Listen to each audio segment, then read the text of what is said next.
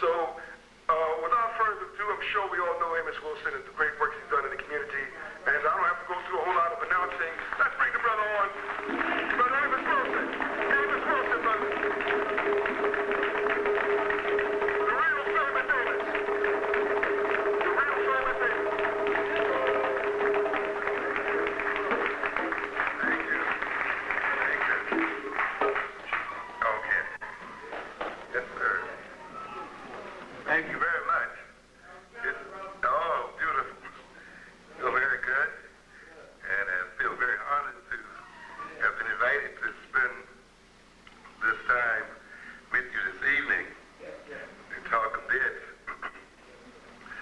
about consciousness, the falsification of African consciousness. Some of you may be familiar with that book among a number of the publications that we have out there. Of course, when I say we, I'm referring to African World Info Systems, my co-partner, Brother Sababu Plata, and our co-partner, Sister Dorothy Lewis, and a host of friends, Robert Dawson, Joe Killian, and others who work day in and day out, endlessly trying to get out what we perceive as some pertinent information. And I'm very happy to acknowledge your response to our publications and to also be aware of the fact that some people are expecting our forthcoming publication called Blueprint for Black Power. Yes, we'll be out there in about 2 months. 2 months. We were delayed a bit by a sort of a slight illness here that I suffered, so we were thrown back this couple of months. But we have it all together. We're just editing it, getting it ready. We got about 500-600 pages of reading for you to do. So that takes a bit of time. Now, that may seem quite a bit, but as I tell people, African people are as complicated as any other people. And if it takes libraries to cover the activities of other people, it takes libraries to cover the activities of African people. We're not a people whose state of mind and history and culture can be covered in 10 short pages. There is much, much work to be done. And of course, we adjust even in that volume then, really touching on many areas which are to be developed further by people who are already working in the field, and of course by our future scholars, our future workers, leaders, and just everyday people. We will soon follow that up, of course, with educating black children for the 21st century, frankly, which we've already written. We wrote it before Blueprint for Black Power was sort of got diverted into the Black Power orientation here. Because in a sense, we recognize that to a great extent, many of the things and many of the most important things that we talk about, many of the problems that we complain about are problems that stem from our relative powerlessness. We may talk about the European being an Iceman, or talk about him protecting his genes, talk about him in a number of ways, but in the end, as we often say, the European does what he does because he can do it. He can do it and get away with it. And really, it doesn't matter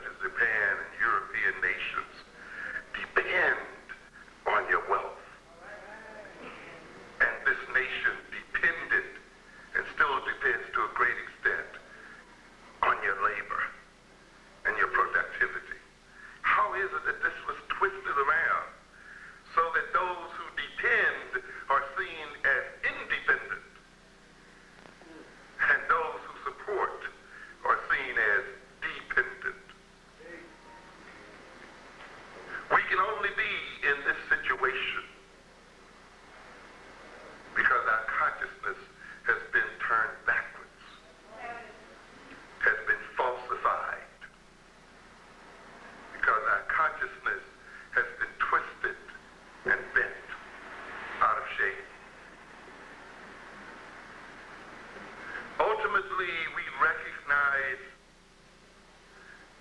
that power and wealth does not come from a people's land. They do not come from your land. If wealth and power came from land, then African people should be the wealthiest and most powerful people on earth today. That's not the case. As a matter of fact, you have it backwards. Japan, which has no natural wealth, is one of the most powerful economic nations today. Europe is in a similar position. Ultimately then, ladies and gentlemen, we must recognize that wealth and power is contained in the human brain.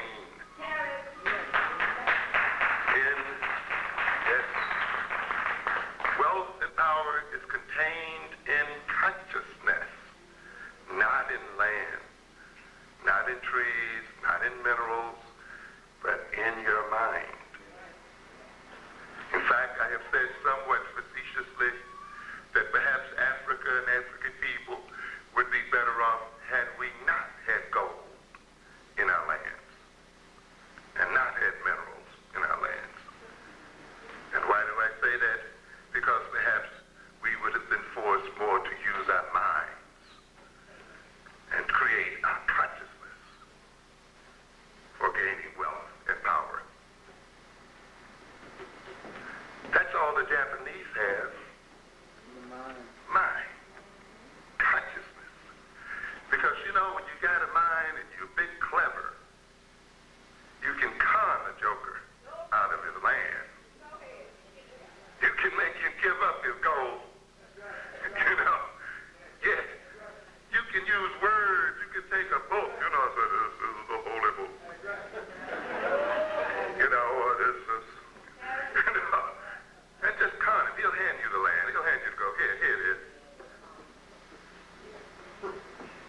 You can have words, and the ability to use words and to manipulate words and make people take billions of dollars the way you do African American people, and they can't wait to give it to white folks.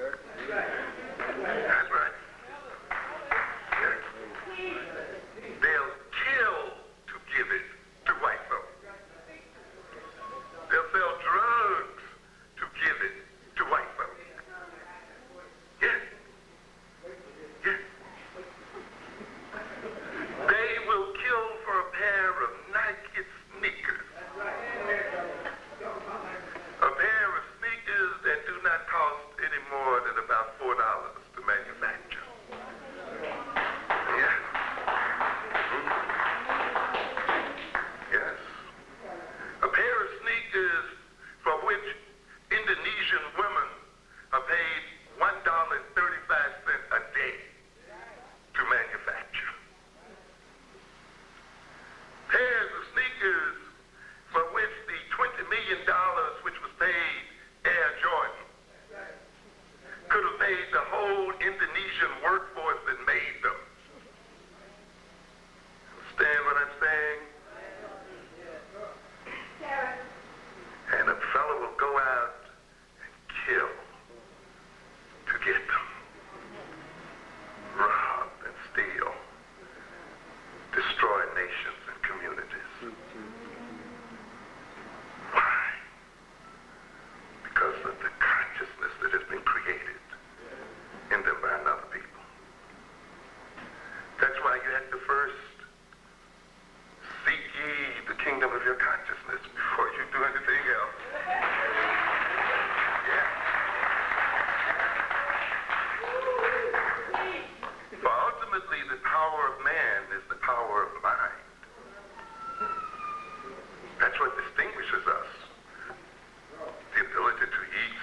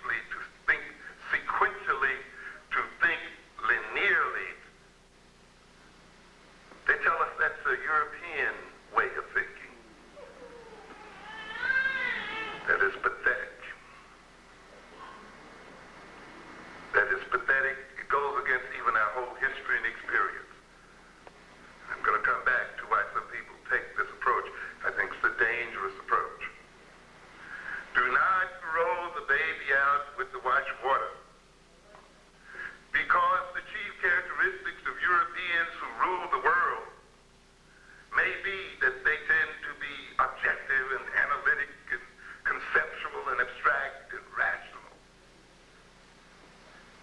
You cannot assume because bad people may use these things that to use these things yourself is bad.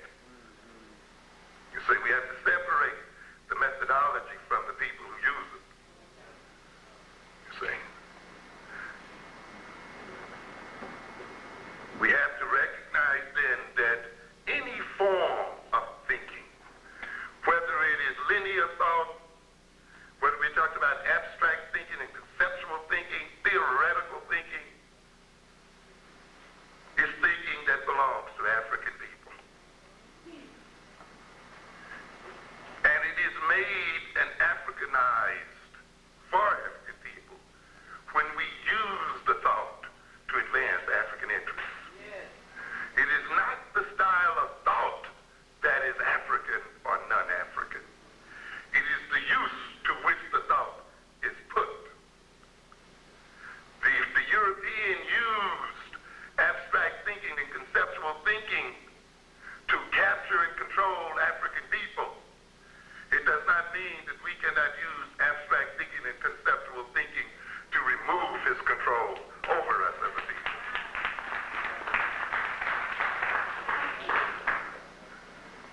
See, but this is what they would like for us to think, that the most powerful tools that they used are not tools that are for use of African people. And when we fall for that, we literally then submit to being ruled over as a people. The African brain has two sides to it, the way every other people's brain has.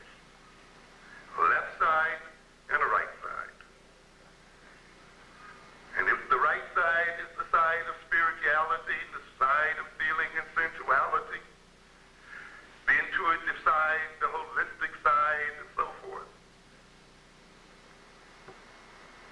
We also have a left side, though. It is a side that uses language as its key instrument for dealing with the world. It's a side that objectifies the world, breaks it down into its various parts, its functions and relations. It's the side that deals with the world in terms of logic, thought, and mathematics, principles, hypotheses, and other things of this nature. This is just as much African as is the right side. I don't understand how people can talk about Africans being right-sided as an intrinsic characteristic when we talk about the precision of the pyramids and the mathematics of Egypt and so forth, and all of these things which demonstrate clearly left-brain orientations of thought. The other thing then that we must recognize then is that the race that's going to ultimately come out on top is the race that learns to use both sides of its head. Yes. One that knows how to use them proportionately and interactively as a way of solving problems. I often give the analogy of Star Trek, Mr. Spock and Dr. I guess McCoy is that his name? Captain Kirk. And you see almost a brain issue going on here. A left side, right side dichotomy. A dividing line. Spock, the left-brained man, objective, cold, hard, factual, analytical, logical, unfeeling. We have a little problem with Spock because he doesn't quite seem human. Yet he does have a powerful intellect, and he's able to solve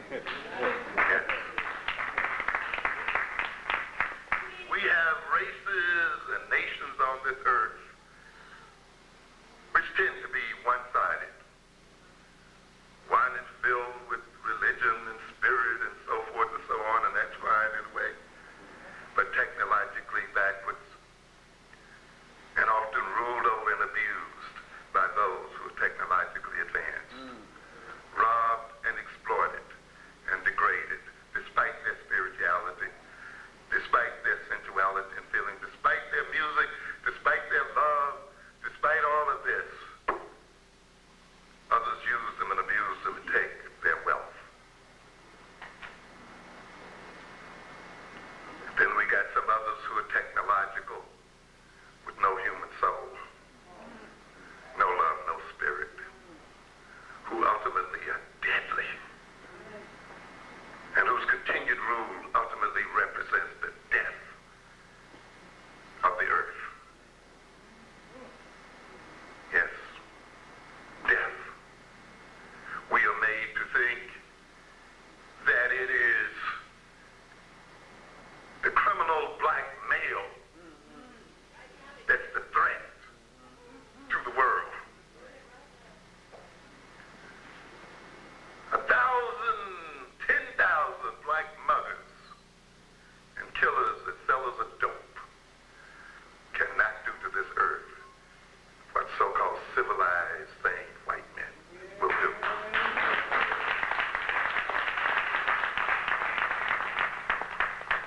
For the greatest threat to life on earth itself is the white male. Yes. Who has dedicated his whole treasury, raped and robbed the earth of its wealth, created starvation, want, and deprivation in order to invest in the creation of death machines, of vast armies, and vast chemical and germ warfare systems, so as to destroy people by the millions, and ultimately perhaps to destroy life itself. And yet we have some people who see these peoples as someone to be emulated, as someone to live with, as someone to be just like, who will use them as a measure of sanity, who see their ultimate goal as sleeping with them and marrying them and being a part of their society.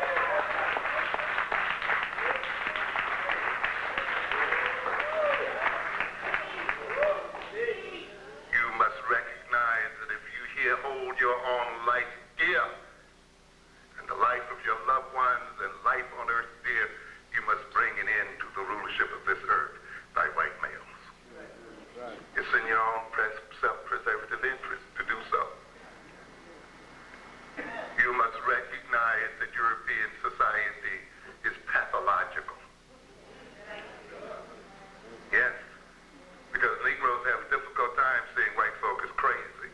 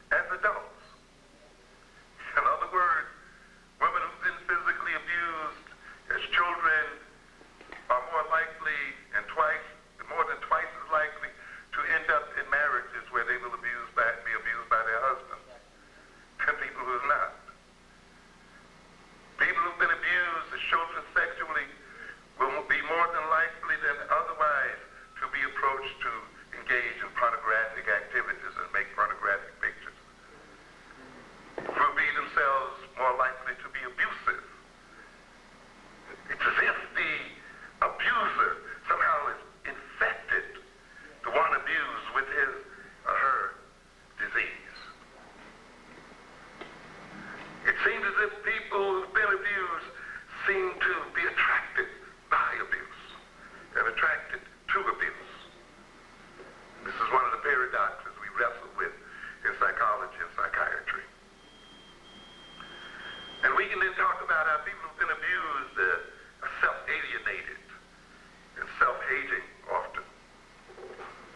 People who've been abused, women may, more than likely, many than otherwise enter into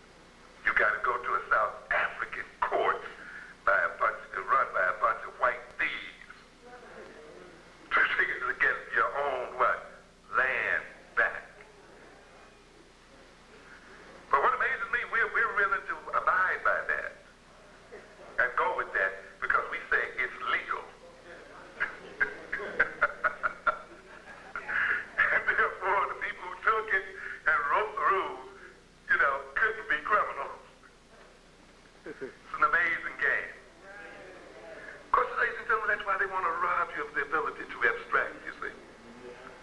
Robbed you of the ability to be critical and analytical. So you can't see through the games. So the white criminal hides behind laws and rules. That's why I often say that the major problems that we are confronting out here in these streets and in our communities as African people is not the result so much of the misbehavior of a segment of our youth, but is the result of the misbehavior of law-abiding, church-going black folk. Right.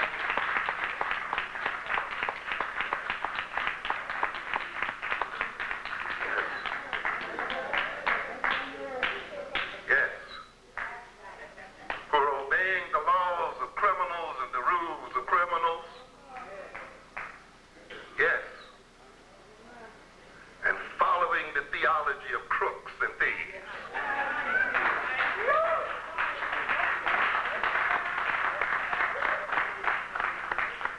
And letting them define what is good and what is bad. As if they would not define the good and the bad in a way that works to their advantage.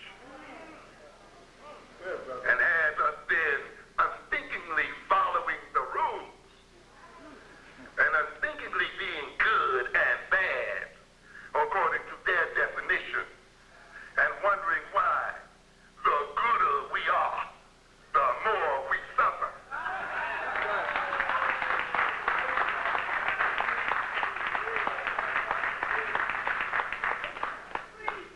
The more we pray, the poorer we get.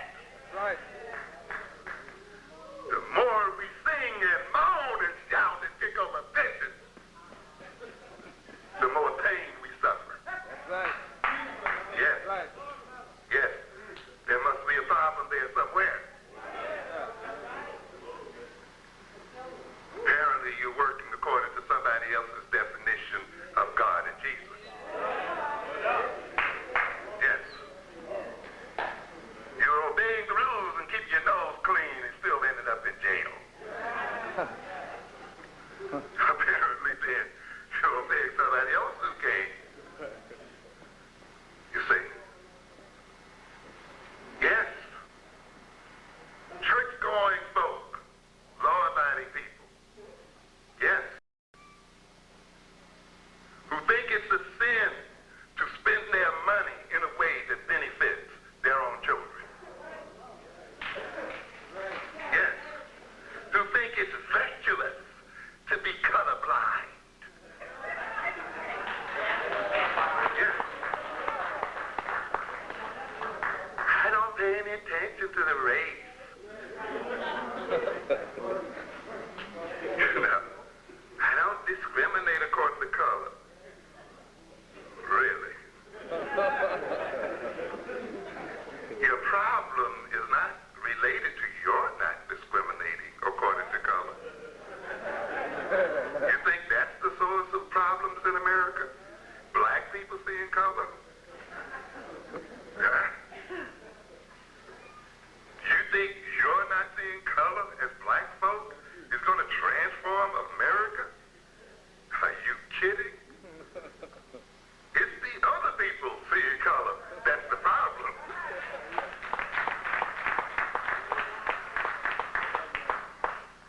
So, of course, in typical Negro fashion, you're going to make the sacrifice, ain't you?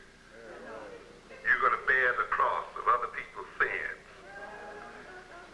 And because they create the sin of degrading us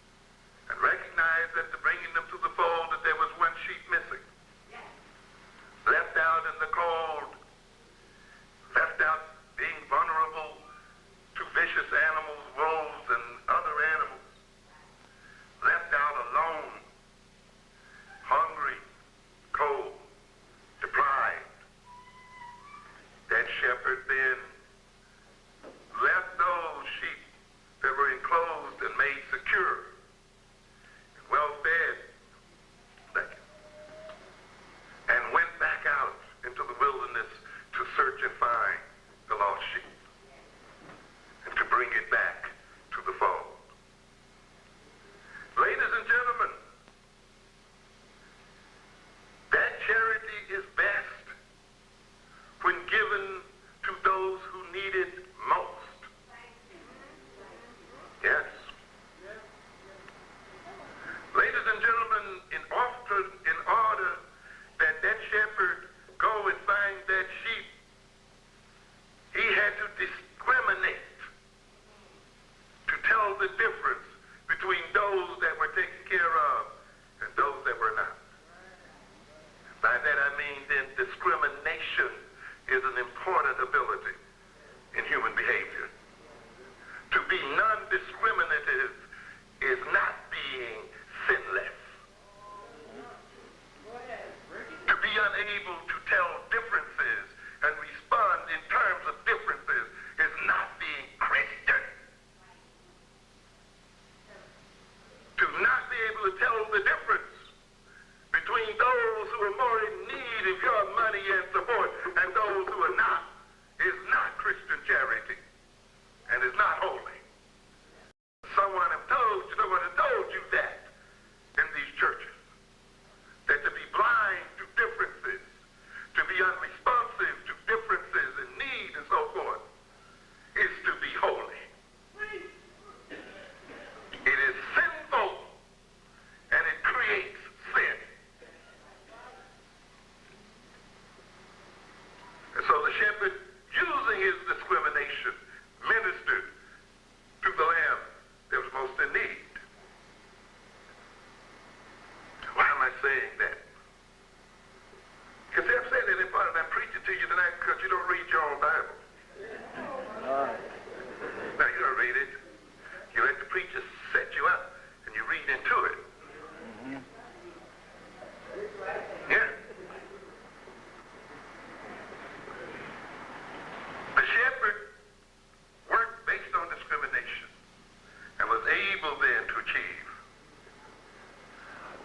How does that apply then to our situation?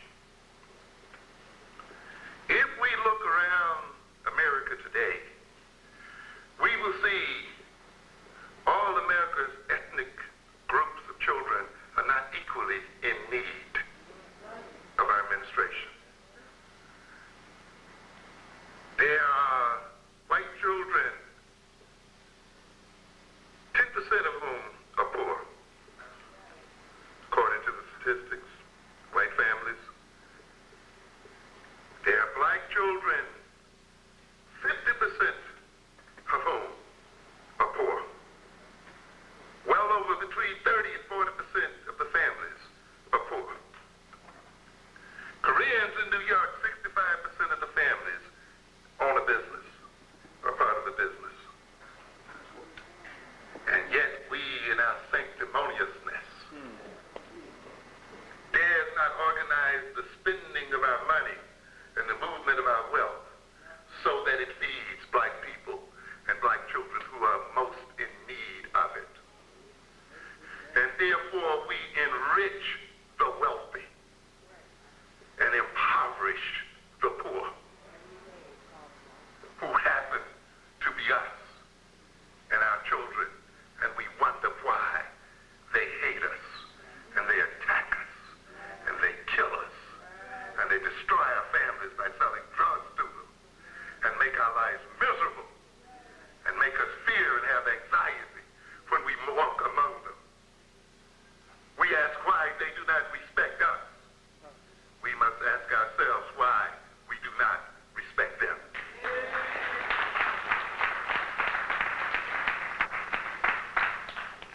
But you see, until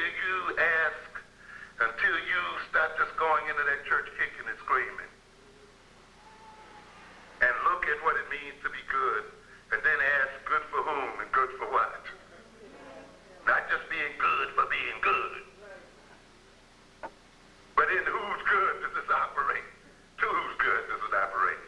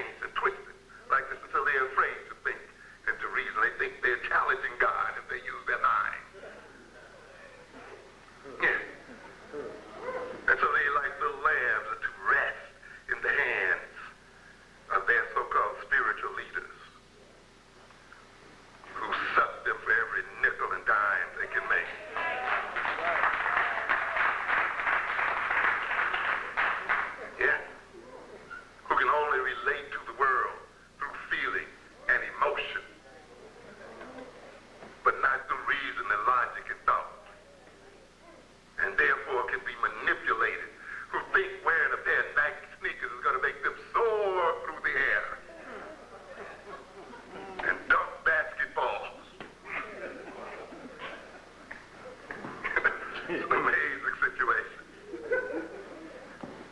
You have to remove the analytical ability, see, to get people into that state of mind. Yeah. To make them respond to that kind of thing. That's why if you look at those ads, look at how they flash, how quickly the frames change. No time for thinking. Just image, image, image, image, image and music. Image and music. That's all. No time to think. Feel it. Then we get some African people who say, African people are spiritual people. We are. We are, but we are not just spirit. Okay? But see, some people use that so they won't have to think. Yes. The Bible says man does not live by bread alone. But it didn't say he could live without bread. You see? Yeah. Some people confuse things, you know. It means man should not live without spirit. Certainly. But man still must hustle for his bread. Right. For man is both what? Spirit and body. Understand? And until we die, that's our dilemma. Then perhaps after life, we may be all spirit. But while on earth, we are combinations of them both.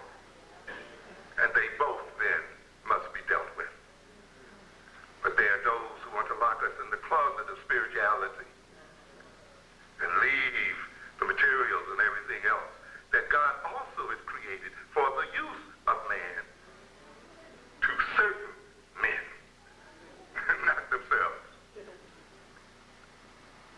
Do not feel entitled to it and are made to think that to gain it and to control it and to use it is somehow pursuing sin. Well, I'm way off from where I want to be, but then we're still talking about, though, consciousness. And false consciousness, you see. Being created by major institutions. Now, when we talk about consciousness, we want to distinguish it a bit from the state of being conscious. Hang in with me here to state it because I'm going to run through it. The state of being conscious refers to a level of physiological and psychological arousal or alertness. To be conscious is to be alert. To achieve a certain level of alertness or arousal. To be psychologically alert and physiologically aroused. And we are conscious when this level of arousal and alertness permits us to be aware of, to know, to perceive, to sense, feel, experience, think, remember, recall,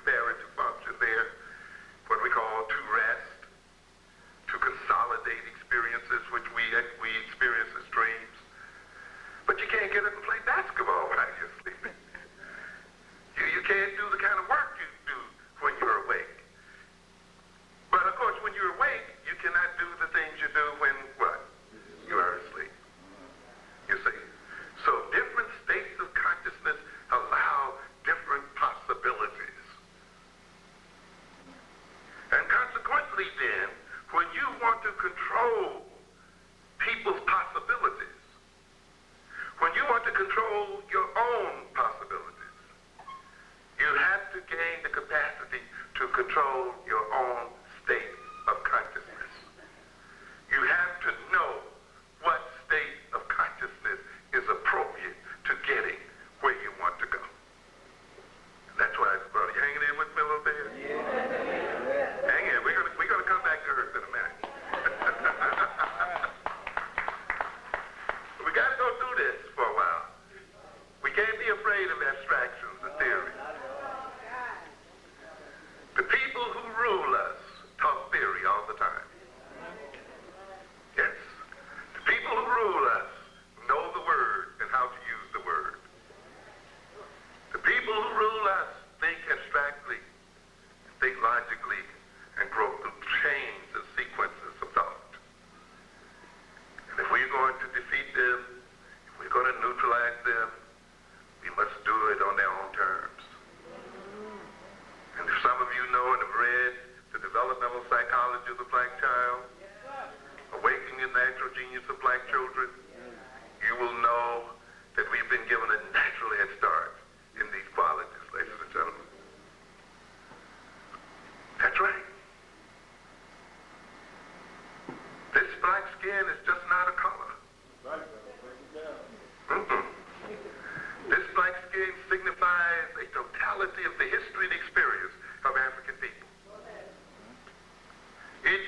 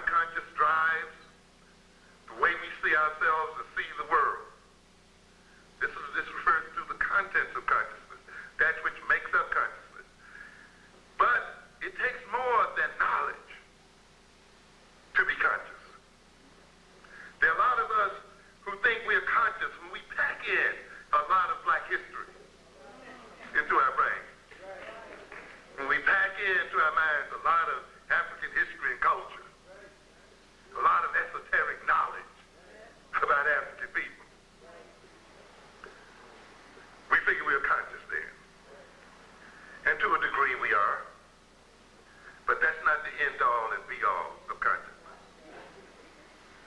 Because ultimately, it is not only what you have and what you possess in terms of facts and knowledge, but what you do with what you have and what you possess. How you use what you have and what you possess to achieve certain ends and to solve certain problems. How you organize that knowledge. How you organize those facts. How you manipulate the attitudes and the other things that is important, not just having them.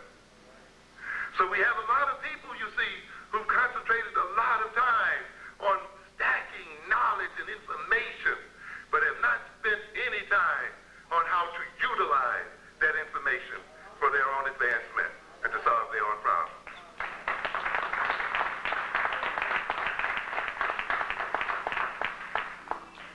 So consciousness is not complete when it's just stacked with knowledge and information. Consciousness has to use what I call instrumentalities, instruments, tools, which includes physical skills. You got to move, you got to behave. You not only what? Got to know, you got to what? Act. You see? You got to move. To get things done, you got to what? Behave and act in the world.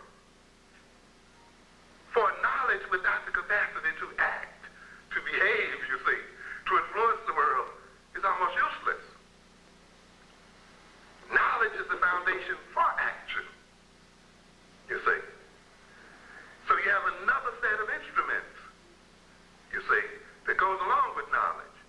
The ability to move and act in the world, physical skills, social and personal skills, to interact with other people, to have self-control, to manipulate one's own consciousness, because consciousness is self-reflecting. Consciousness can look at itself, and looking at itself can rearrange itself. It can look and say, I am ignorant of this, and I know I am ignorant of this, therefore I should learn it. You see? Or it can look at itself and says, I know this, and therefore all I got to do is recall it into consciousness so that I may use it. You see? Consciousness then can look at itself, you see, and transform itself so that it may be more adequate to achieving its goals. And being adequate and appropriate is what it's about, ladies and gentlemen. That's why, you see, consciousness must be self-observing, must be self-examining, you see, self-knowing. Because in the searching itself and examining itself and looking at itself in regards to its problems and issues, it transforms itself to be appropriate to resolving its problems. But people who do not look at themselves and observe themselves and gain insight into themselves become behaviorally rigid and unable to flexibly deal with problems and issues. What do we mean by being appropriate? And I just diverge for a second on that. I hear like people talking about equal education. We want equal education. I want my children to have the same education. For the same education. What is the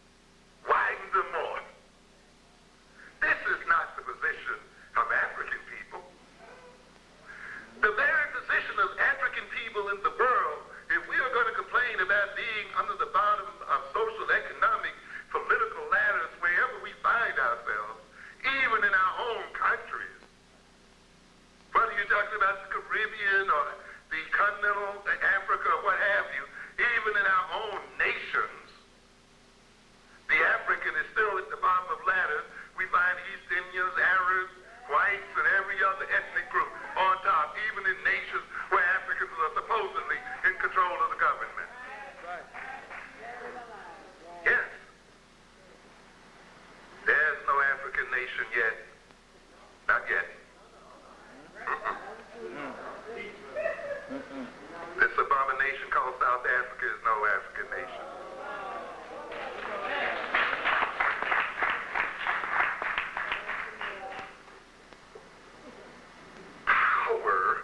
Power is not contained in elective office.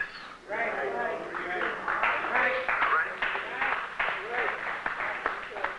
If it were, why do you think those whiteys gave you elective office in South Africa?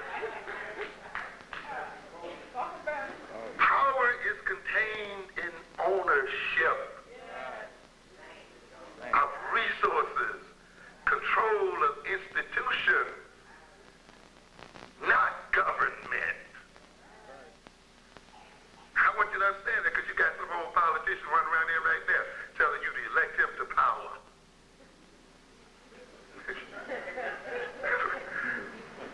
It doesn't matter if Rangel is going to become the chairman of the Ways and Means Committee.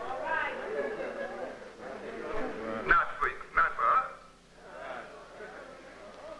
It doesn't matter that Ron Brown is the Secretary of Commerce. When you have no commerce for him to be the Secretary of,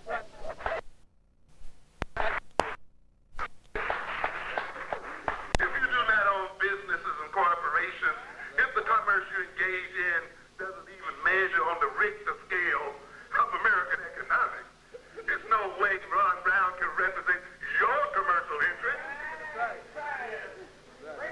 The only commercial interest Ron Brown can represent are those people who are in charge of the commerce of America, and that's white folks. Okay? It's not enough to have a black man in the position. He's got to have a constituency for which he works. So if he's in commerce, he's got to represent a commercial black vote. Otherwise, there's no problem. There's no deal.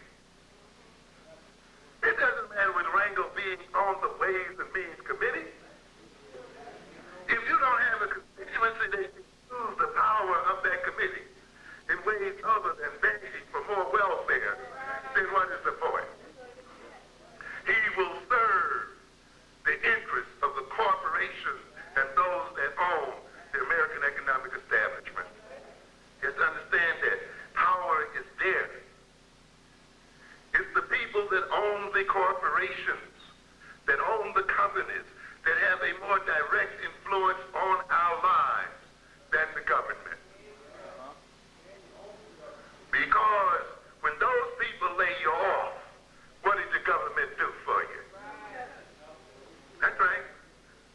These big corporations can make the greatest profits in their history, can be the most prosperous in their history, and at their very point of highest prosperity, decide they will lay off 10 and 20,000 people.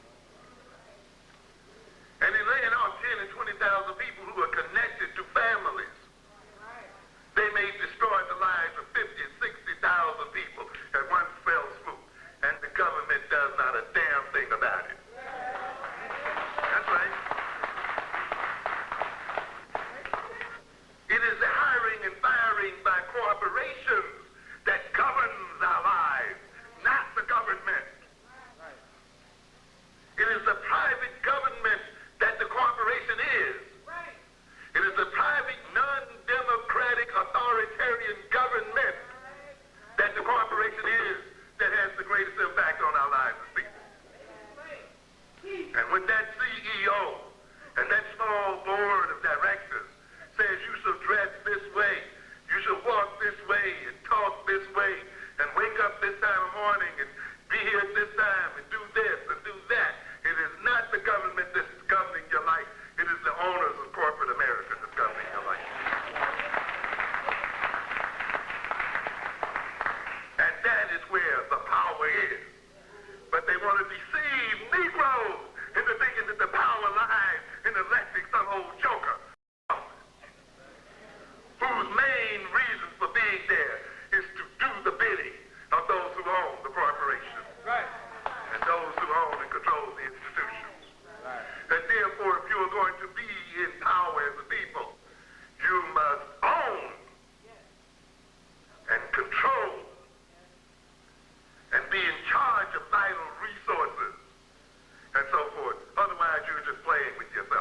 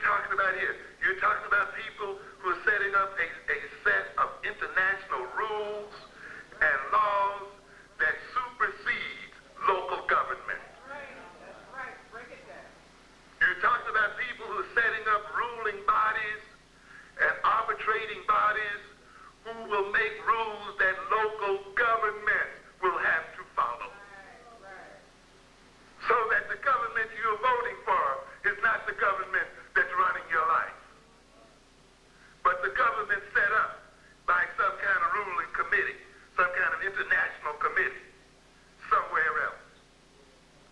And those rules and those committees have been set up so that an interaction can occur between corporations and the world can be made safe for so-called private enterprise. And it's those people who are in control of that enterprise who are in control of the world today. And national governments are less and less involved in the real control of their people.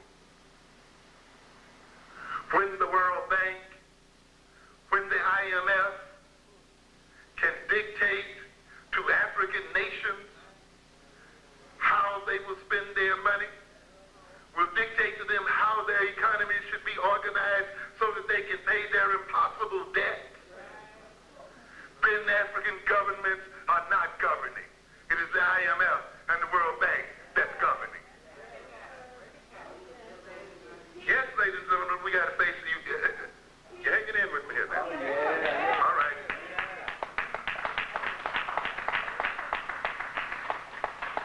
I'm not here to talk about white folks and Jews.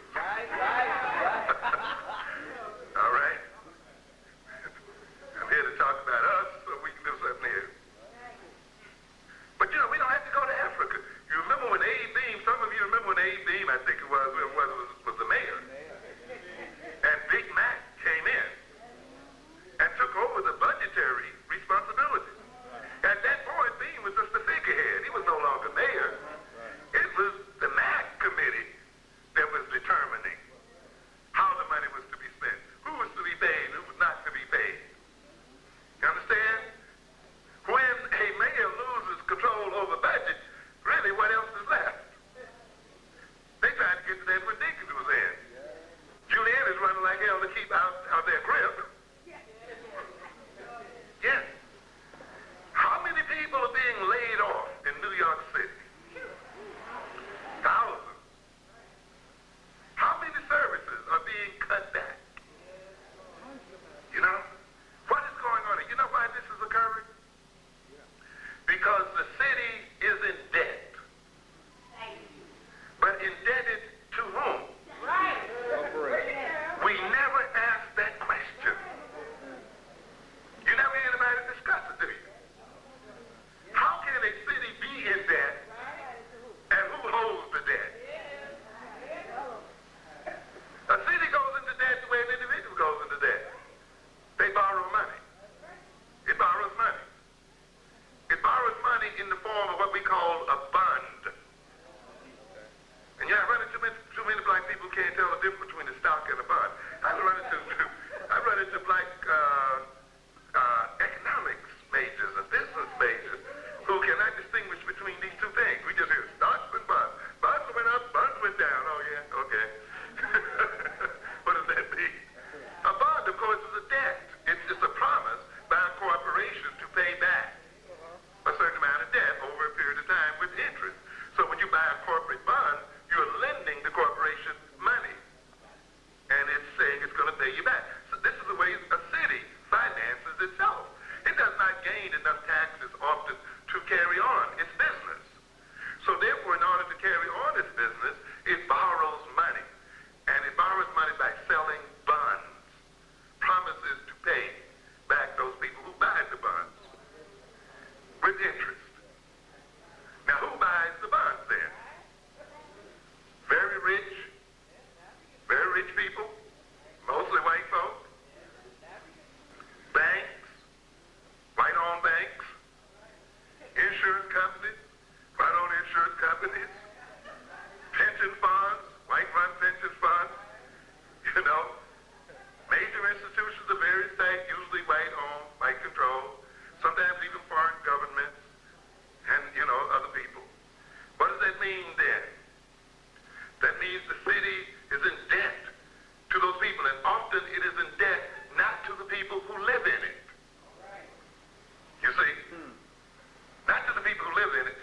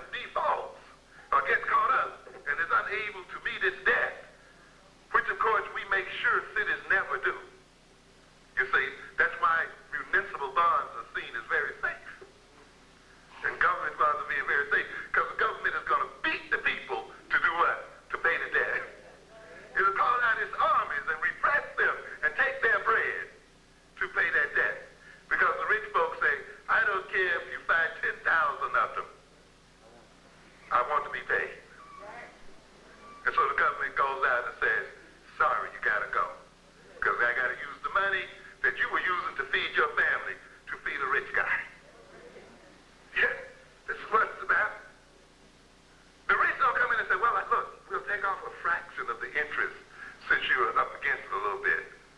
No, they never do that, do they? Fire them. Get them off. Get them off the payroll. Shut the hospital. In fact, sell the hospital to private people. Get rid of this. Get rid of that. Shut down the summer school program. Shut down the job training program. But give us our money. And then they talk about those criminal people in the city. The criminality that they have financed and created.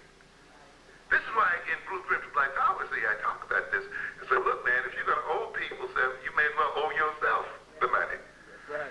That's why you've got to buy the bonds.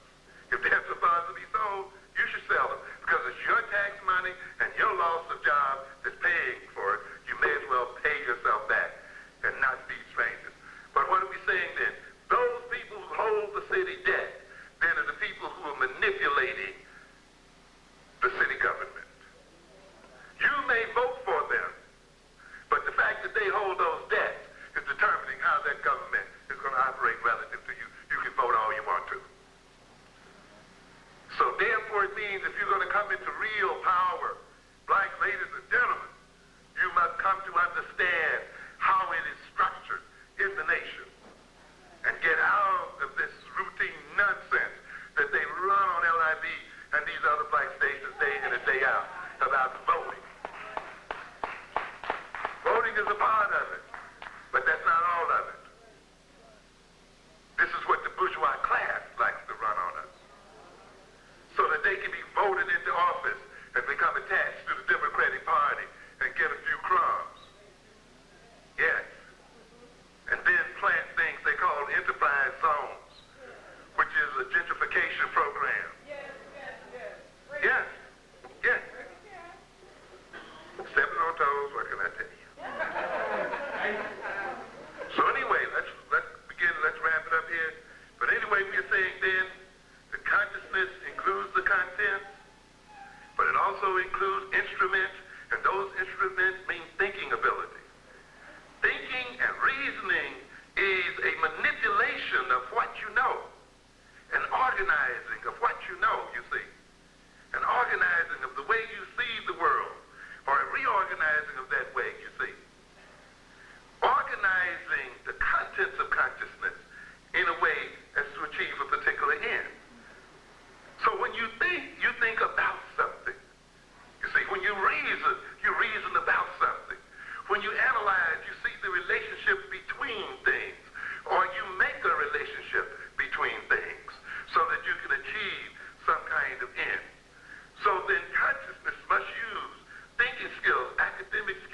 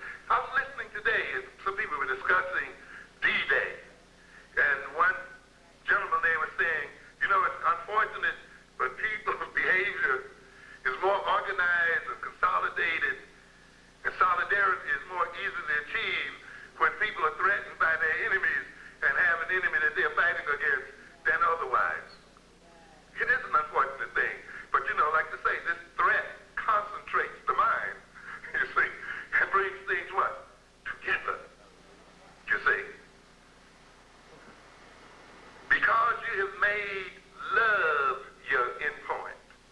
You want to be loved by everybody. And you want to love everybody.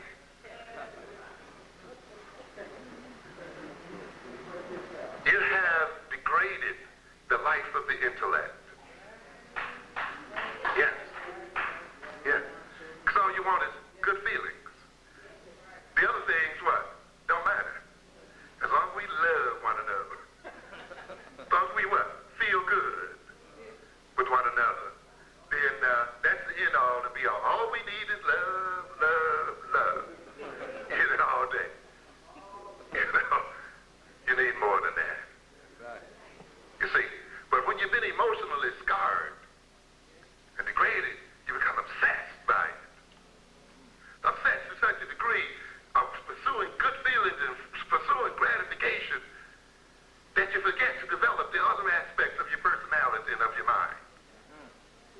And therefore, when you're confronted with problems that require the use of other aspects of your mind, you come up short.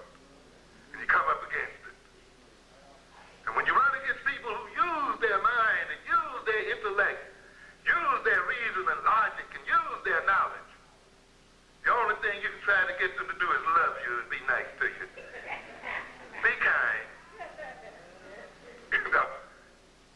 But when you see those people as your enemies, when you see those people as people to be overcome and their power to be neutralized, as I said earlier, then you begin to realize you need to develop other kinds of skills. You ask yourself then, what kinds of skills must I develop in order to achieve this point? And if they've gained power over us because they outthink us, then we must enhance our thinking skills to do what? Outthink them. Yes, this is the way the game goes.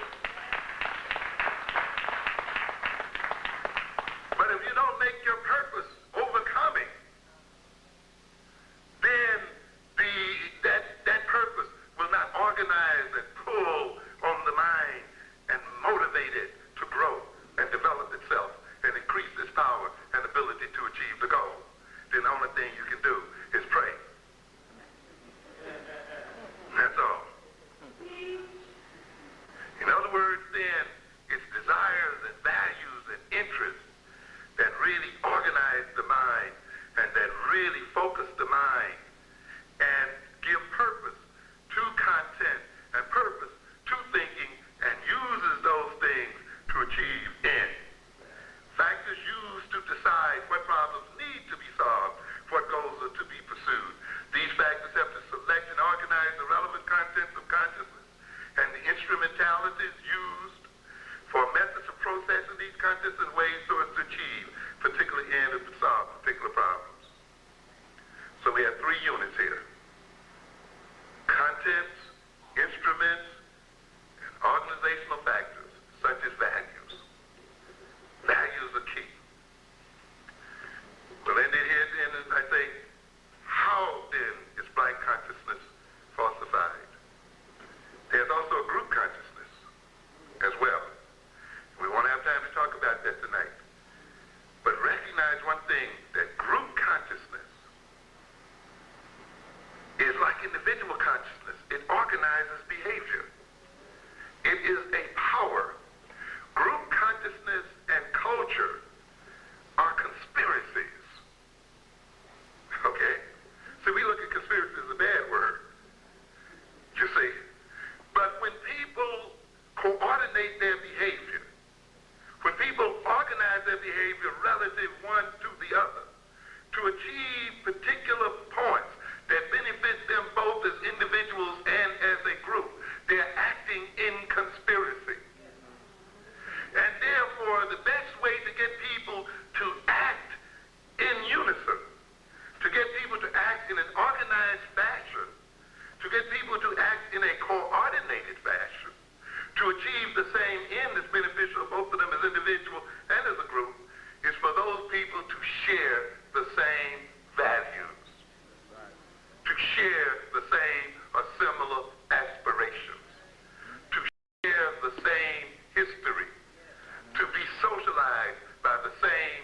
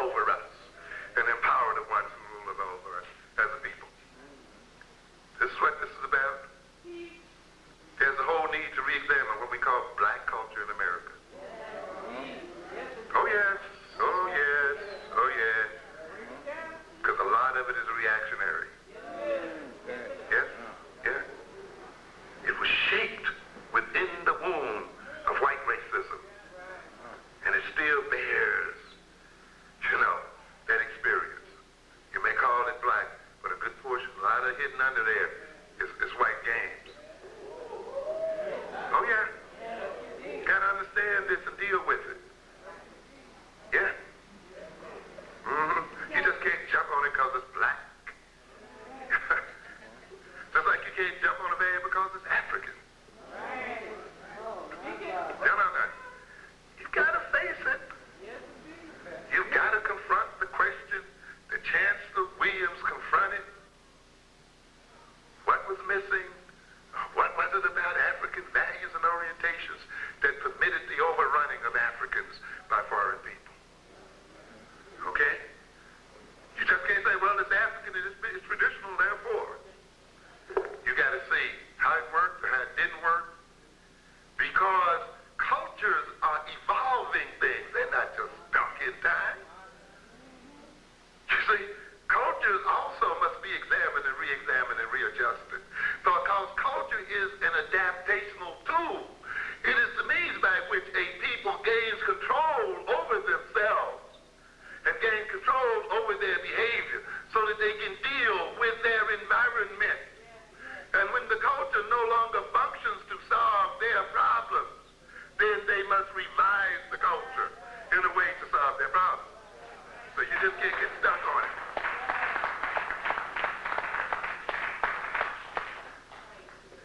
So therefore, we have to examine Africanness too. Yeah. Now consciousness then, so therefore consciousness is falsified to disempower African people. That's the only way, as I said earlier, that Europeans can rob us and take our wealth. Here we are, one of the richest nations on earth, right here in America. Right here in America. African people. Earning $300 billion a year. You know the largest African economy on the continent has a gross national product of only $32 billion. In other words, African people spend 10 times more than the whole of the product of African countries. Why is it we are not investing in these nations? Why is it we are not a part of financing their development and so forth? Because we don't have a consciousness of who we are and what we are as a people. You see? Why aren't we making those sneakers that our kids crave so much? Why aren't we designing them? Why isn't the African world in America the marketing arm of the global Pan-African economic system? Designing and marketing products manufactured in the African diaspora so that we can create jobs for the continent as well as create jobs here. We can do it. It's within our power. I'm going to a WorldWorks store last week. I bought a steam iron, a simple steam iron, easy and whatever it was called, sold in Woolworth, made where? In China.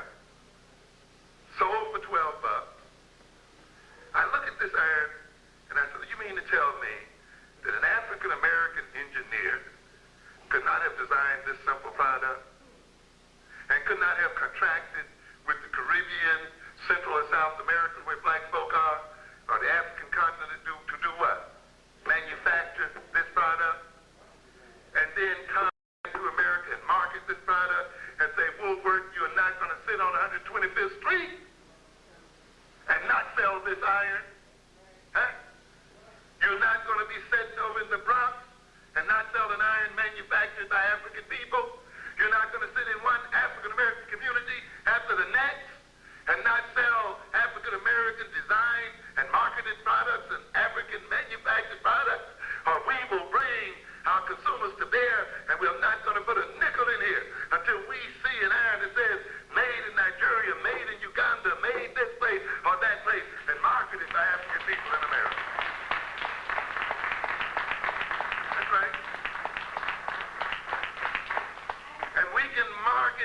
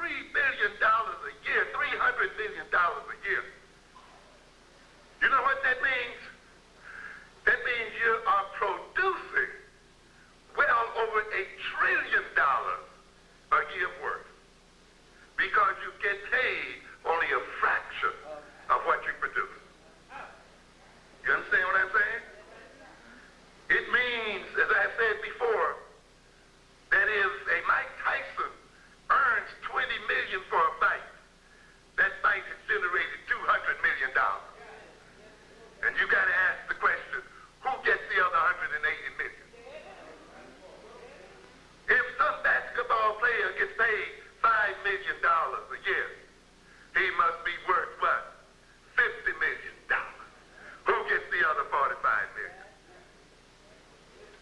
It's like music is America's second largest or third largest export, worth billions of dollars ahead of many other products that America sells in the world. Why aren't we rich and in control of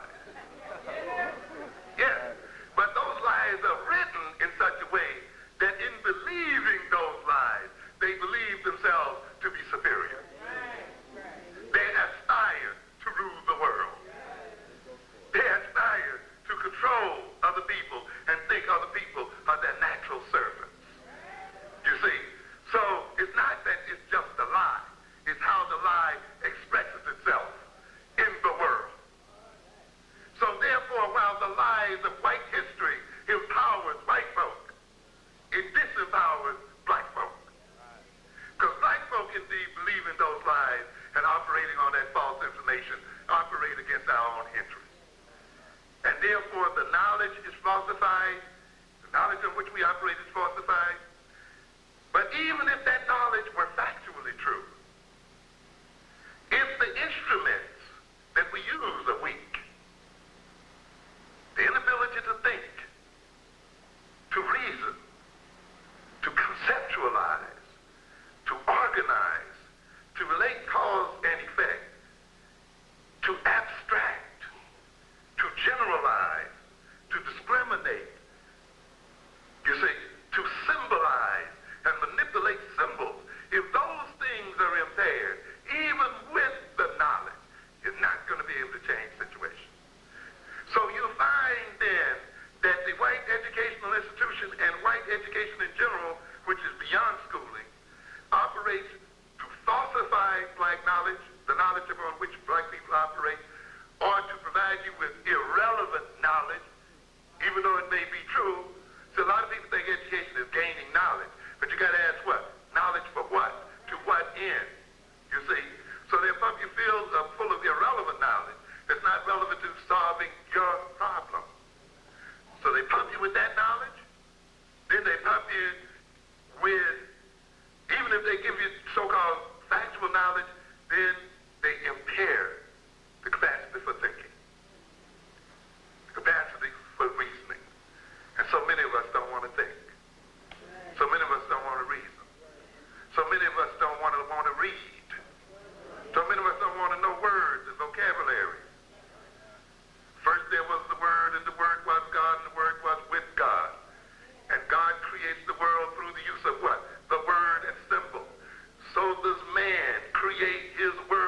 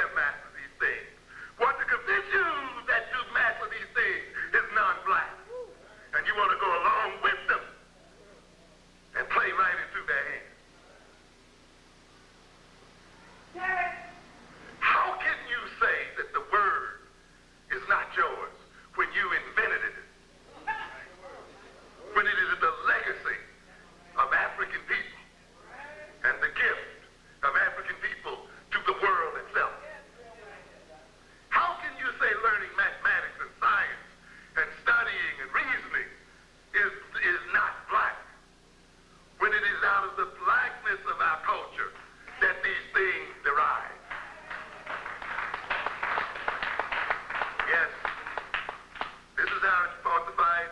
The last way it's falsified, that is to give false content, to give false instruments to impair your thinking ability, to make you think that thinking is non-African, non-black, and all this other thing. The ultimate way of falsifying consciousness